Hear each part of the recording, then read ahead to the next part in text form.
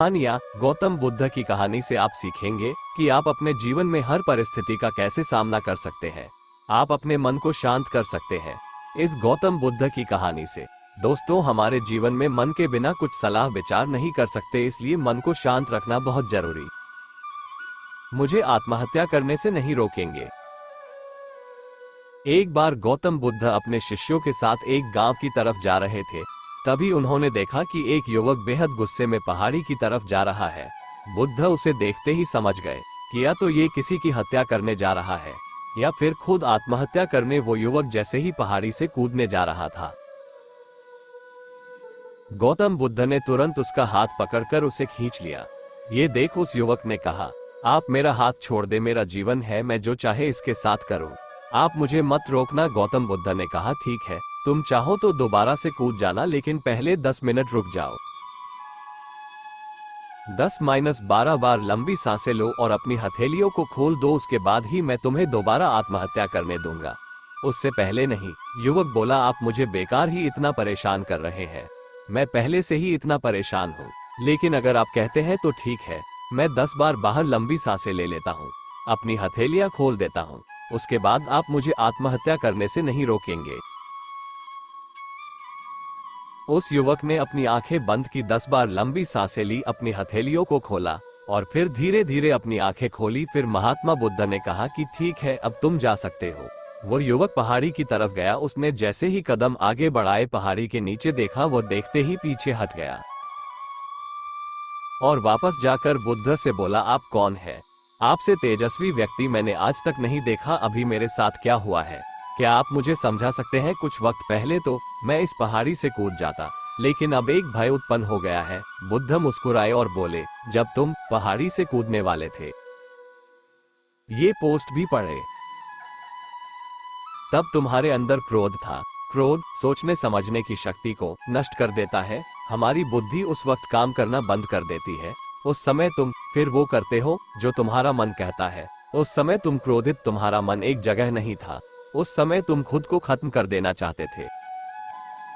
युवक बुद्ध के चरणों में गिर गया, लेकिन जब तुमने अपनी आंखें बंद करके लंबी सांसें और अपनी हथेलियों को खोला, तब तुम्हारा दिमाग और मन दोनों शांत हो गया और तुम्हारी नकारात्मक ऊर्जा सकारात्मक ऊर्जा में बदल गई, जिसके कारण तुम्हारी बुद्धि को नियंत्रण प्राप्त हुआ और तुम सही निर्णय लेने में सक्षम हो सके। युवक बोला, आप कौन है? बुद्ध ने कहा, ये जगत के लोग मुझे बुद्ध कहते हैं। युवक बुद्ध के चरणों में गिर गया और बोला कि हे बुद्ध, आप मुझे अपनी शरण में शामिल कर ले। मैं तो अपने पिता को सबक सिखाना चाहता था, इसलिए आत्महत्या करने जा रहा था। बुद्ध ने कहा कि आत्महत्या करके कोई इस शरीर के साथ कुछ भी नहीं कर सकता।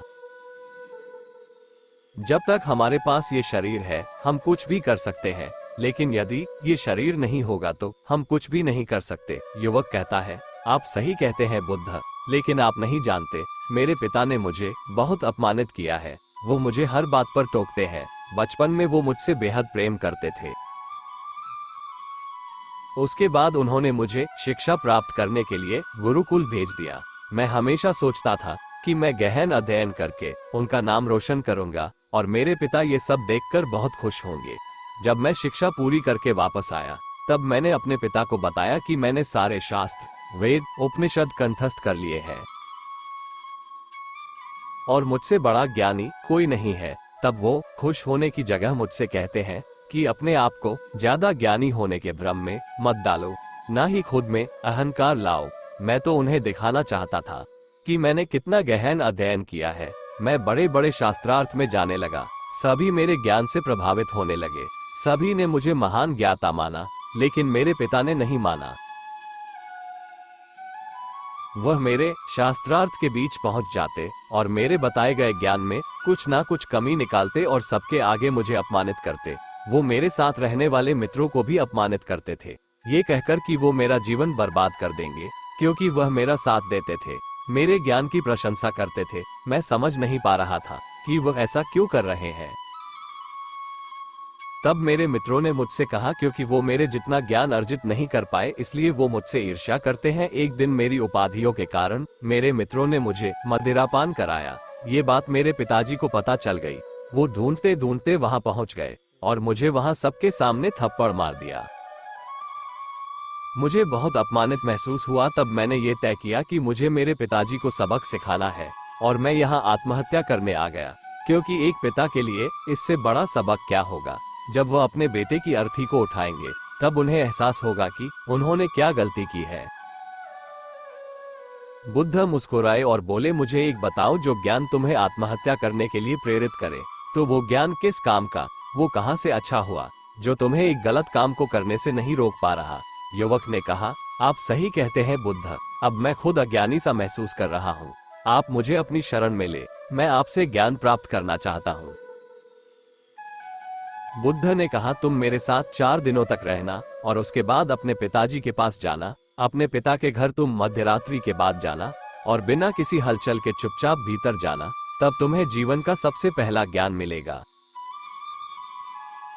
वो युवक 4 दिनों तक बुद्ध के पास रहा और उसके अगले दिन पिता के पास चला गया। जब मध्यरात्रि वो अपने घर पहुंचा तो उसने देखा कि उसकी माताजी बिस्तर पर बहुत बीमार पड़ी है और युवक के पिता से कहती है कि तुम्हारी सख्ती के कारण आज मेरा बेटा मुझसे दूर है। अगर तुम इतने सख्त नहीं होते तो आज घर छोड़कर नहीं जाता। वो युवक अपनी पिता की तरफ देखता है। वो देखता है कि जिनकी आंख में आज तक आंसू नहीं देखे थे, आज वो नम आंखों के साथ बैठे हैं। उसके पिता कहते हैं, मैं उसे दुख नहीं देना चाहता था, बस उसके अंदर अहंकार ना आए उसे दूर करता था। तभी उसके अंदर की कमियों को वहां जाकर बताता था, ताकि मुझे सुन कोई और भी उसे उसकी कमी बता सके और उसे अपने ज्ञान पर कभी घमंड ना हो, क्योंकि व्यक्ति का अहंकार उसे हमेशा ले डूबता है। लेकिन उस भीड़ में मेरे सिवा कोई नहीं होता था जो उसको उसकी गलतियों के बारे में बताए। तब मैंने तय किया कि मैं उसे उसकी गलतियों से अवगत कराऊंगा।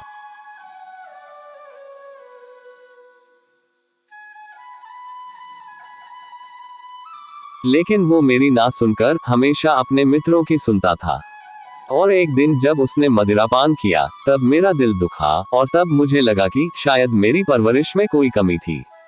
मैं ही एक अच्छा पिता नहीं बन सका जो मेरे बेटे ने ऐसा किया। लेकिन तुम चिंता मत करो, मैं उसे कहीं से भी ढूंढ कर ले आऊंगा। जितना प्रेम तुम मुझसे करती हो उससे ज्यादा मैं उससे करता हूँ। युवक की माता कहती है कि मैंने उसे हर जगह ढूंढा लेकिन वो कहीं नहीं मिला। मेरा मन कहता है कि यहाँ से कुछ दूर एक गांव में गौतम बुद्ध रुके हैं, वह जरूर वही होगा। तुम उसे वहां जाकर देखो। ये सारी बातें युवक वहीं खड़ा होकर सुन रहा था। उसकी आंखों से आंसू बह रहे थे। वो चुपचाप वहां से चला गया और गौतम बुद्ध के पास पहुंचा और बुद्ध से बोला, हे बुद्ध, अगर आपने मुझे उस दिन आत्महत्या करने से नहीं रोका होता तो मुझसे कितना बड़ा पाप हो जाता। बुद्ध ने युवक से कहा, इस जीवन की सबसे बड़ी गलती आत्महत्या करना है। ये जीवन तुमने खुद नहीं लिया है, उसे तुम्हें दिया गया है, तो तुम्हें कोई हक नहीं कि उसे खुद से नष्ट करो। कल सुबह तुम्हारे पिता यहाँ वापस आएंगे। कल सुबह तुम उनके साथ जाकर उनके ऋण को उतारना। युवक ने कहा, हे महात्मा बुद्ध, मुझे मेरा सारा ज्ञान व्यर्थ ही लगता है। आप सत्यता को उजागर करते हैं।